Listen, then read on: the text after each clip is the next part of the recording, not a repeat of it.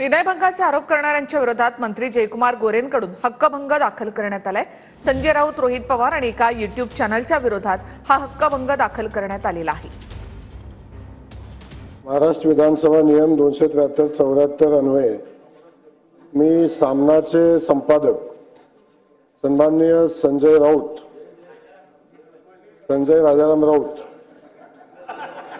त्यासोबत या विधानसभा सभागृहाचे सदस्य सन्माननीय रोहित पवार, लय भारी म्हणून एक यूट्यूब चॅनल आहे त्याचे तुषार खरात यांच्या विरोधात मी हक्कभंगाचा प्रस्ताव अध्यक्ष महोदय मी मांडतोय। हा जयकुमार गोरेने हक्कभंग आणावा, जरूर आणावा। बघतो ना बघ मी नागडे फोटो स्वतःचे पाठवायचे, काढायचे, व्हिडिओ करायचे। नागड्यांना आपण मंत्रिमंडळात घेऊन काय संस्कृती महाराष्ट्राची तुम्ही देवेंद्रजी दाखवू इच्छितात त्या देशाला? हक्कभंगाला तुम्हाला विचारते कोण? करा ना हक्कभंग। त्या महिलेच्या हक्काविषयी बघा आधी। आमदाराच्या विरोधात एका महिलेने तक्रार केलेली आहे आणि ती तक्रार फार व्यक्तिगत लेवलची आहे आणि बोलत असताना आम्ही एवढंच सांगितलं, कुठलीही महिला असेल तिला जर न्याय मिळत नसेल तर आमच्याकडे या, आम्ही नक्कीच तो विषय मांडू।